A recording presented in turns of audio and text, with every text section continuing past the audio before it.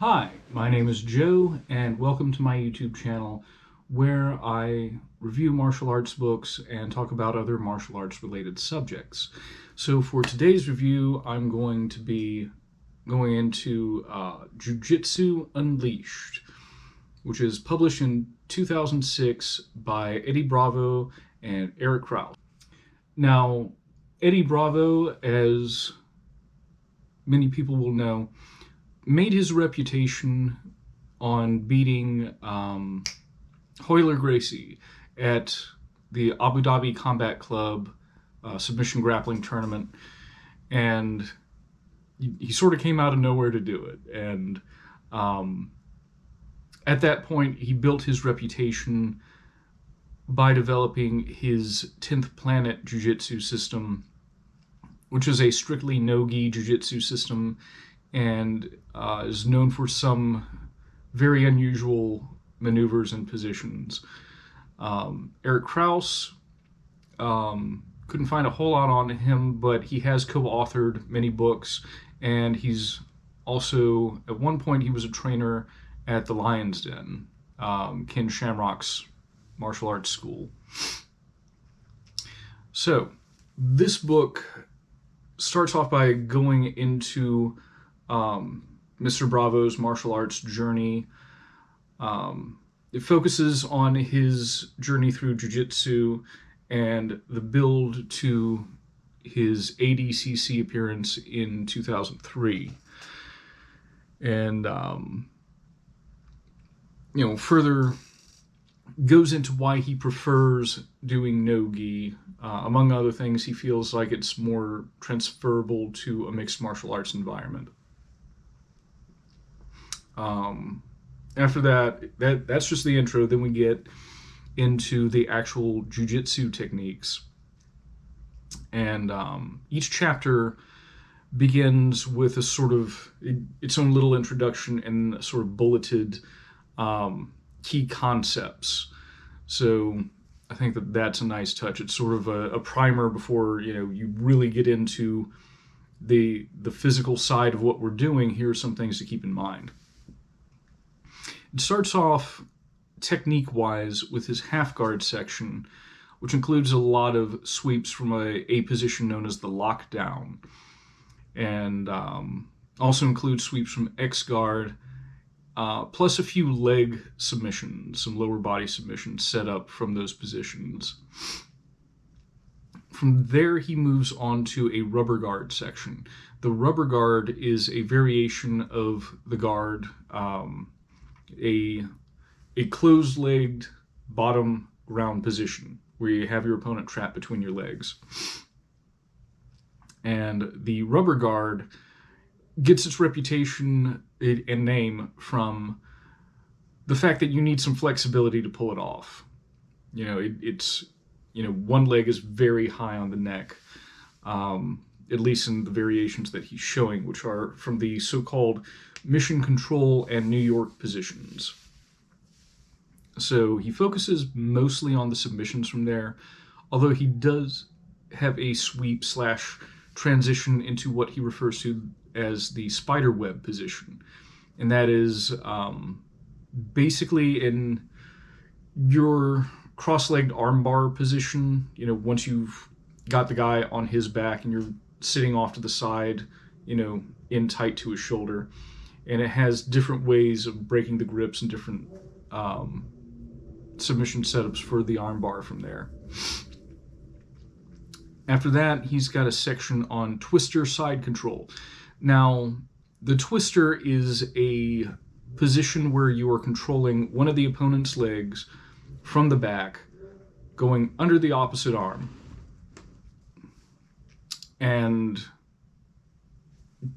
cranking on the guy's neck. It's a position used as a pin in amateur wrestling, and Mr. Bravo turned it into a submission. Now, twister side control is a way to get an entry into that position from a more classical Brazilian Jiu-Jitsu positional game.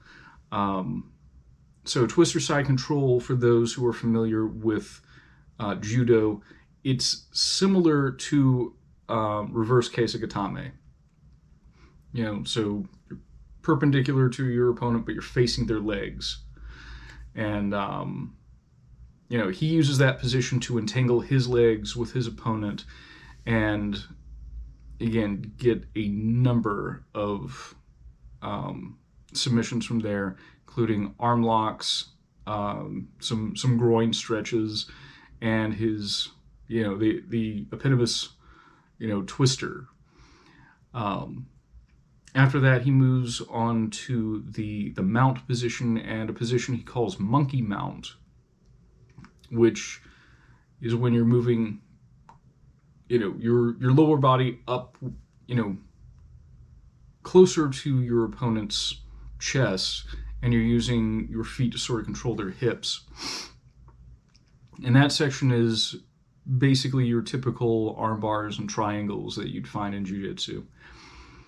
The section on the back is sort of brief. It goes over the basics of the rear naked choke, the harakajime, sleeper, whatever you want to call it, as well as a transition called the 100%, and a way to secure a body lock around the opponent with your legs. After that, he's got a chapter on guard passing. It focuses on a few kneeling passes to the open guard, as well as a couple of passes against the half guard. And finishes up with a chapter on transitions, which is combining the moves from the different sections of the book. So, there might be, rubber guard into spiderweb transition, or, taking the back and then getting into a twister position. So overall, this introduces the reader to the very basics of Eddie Bravo's personal take on no-gi Brazilian Jiu-Jitsu. It's very much based on his personal game, his approach to it.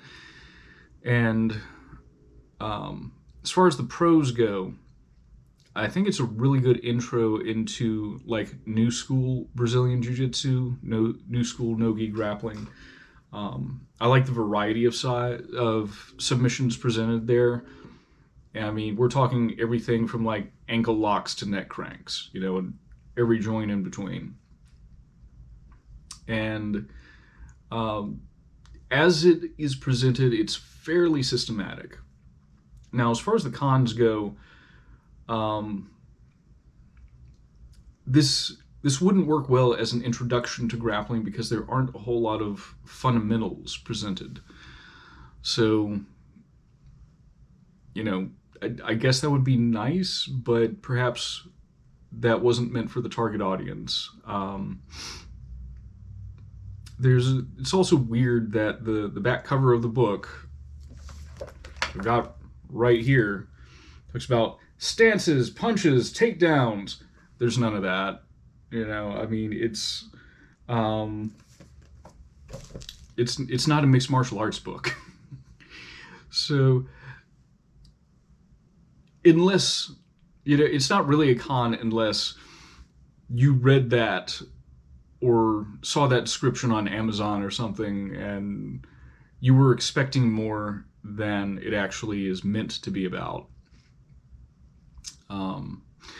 So as far as recommendations go, if you have been doing jiu-jitsu for a little while and you are interested in getting competitive, and by a little while I mean, 6 months to a year, you might already be familiar with some of this, but also you might not be. So if you have an understanding of the fundamentals, if you can shrimp, if you can frame, if you know the basic submissions from closed guard, this might help add some stuff to your arsenal. If you are interested in having a broader amount of submissions than you typically see in judo and Brazilian Jiu-Jitsu tournaments, because a lot of the stuff he has in here is illegal in IBJJF tournaments, or it's illegal at different belt levels.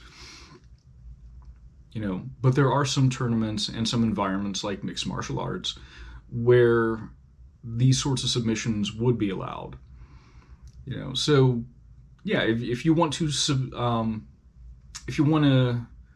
supplement your submission arsenal, from the fundamentals, if you would like to, have some different options from different top positions in particular, and have a pretty good half guard, game.